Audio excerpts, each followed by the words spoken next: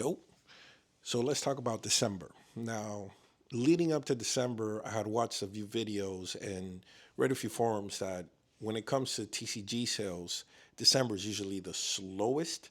And that makes sense because most of that money is moving towards gifts, traveling, vacationing, all that, right? It's the holiday, so it makes sense.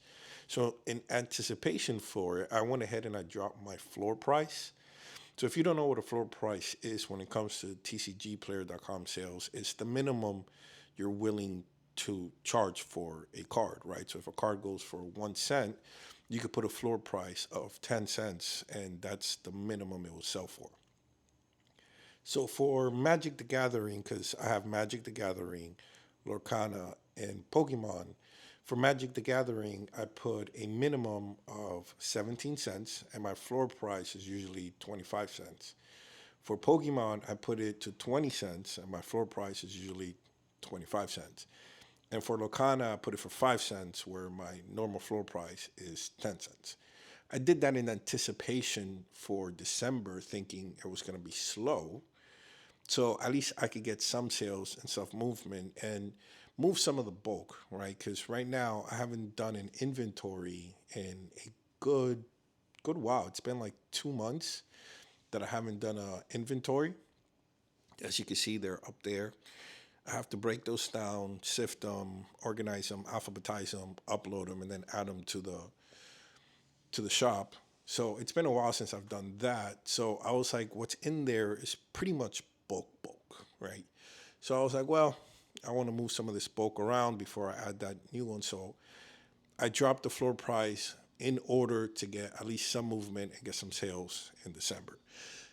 What happened was, holy cow, sales started pouring in. And it's funny because the sales started pouring in the week leading up to Christmas and the week of Christmas. And when I'm talking about it started pouring in, I started seeing orders of 20, because usually I average around 15 to maybe 25 orders per per per day, per day. And it's not every day, right? So, but this one was 20 orders basically back to back to back to back, leading up to Christmas. So it was pretty wild. Like, I have a full time job, so I come at night and I then work the shop. And processing orders and fulfilling orders, fulfillment, that takes time, right? So if you're going to get into this hobby, you need to understand that you do need to have some structure, organization, and processes in place. Because if not, you're going to drive yourself crazy and you're going to drive your family crazy, right? Trust me, I did that. I did both things. So it was kind of a little bit intense because I wasn't prepared for it, right? I thought it was going to be slow, and then all of a sudden I was just like pumping out orders left and right, left and right, left and right. Luckily, I was able to go ahead and fulfill all of those. USPS had a delay. They had delay in their system or whatever the case may be, because I kept getting a lot of messages from you guys out there saying, "Where's my order? Where's my order? Where's my order?" And thank you guys for being patient, because most of you, it was just that delay, right? Where it took maybe 3 weeks for the cards to get to you, but they did safely get to you. Some did come back. We shipped those back out, and we got with you, the customer, in regards to those. So December was pretty crazy. Like, it was pretty wild. Now, numbers. Let me give you some numbers. Total sales were $770, selling 236 cards at $180 fees. Now, that's $770. That's usually what I average a month, right? And it goes from 700 to $800 a month, but with less volume, right? Because usually my floor price is a little bit higher. And I do that purposely because, like I said, I work a full time job. And if I were to open the floodgates, this will just consume my life, and that can happen. I want to scale, but I want to scale it gradually, right? So that 236, like I said, it was actual bulk. And that happened basically between a span of 4 to 5 days, right?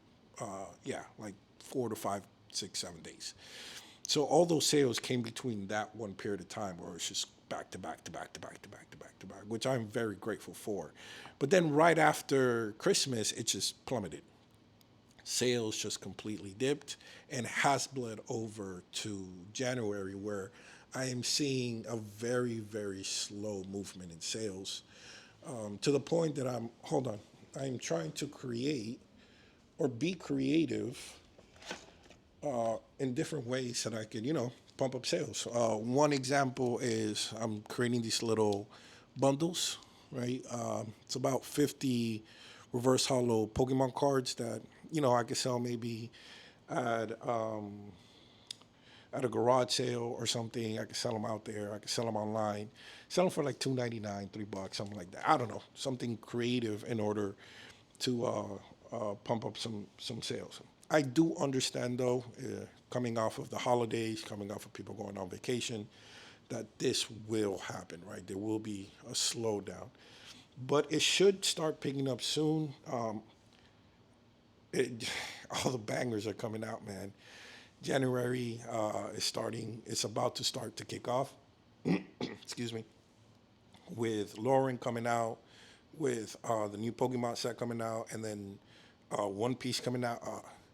For you people in One Piece, in the One Piece community, I used to have One Piece, and I tried to get into the card game. I just didn't have time for it. So I never really got into the inventory and to move it and to sell it and all that. But I'm sorry.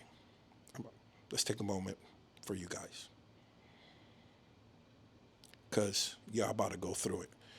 You guys saw what happened to Pokemon. You guys are about to go through it as well. And Pokemon it's starting to pick up again. And did you guys see the video on Logan Paul? Ooh boy, y'all about to go through it, and that sucks, man. Jokes aside, that sucks. That sucks for the entire community. That sucks for the game, where it's not accessible, right? And as a business, trying to run a business, and again, I'm doing this from scratch, from zero. It's very tough, and it's not good. It's not conducive to doing good business. Because if you have it, it's hard for you to sell it because it's too expensive, and if you don't have it, it's hard for you to get it because it's expensive, right? So you have to be very creative and work your way around these things.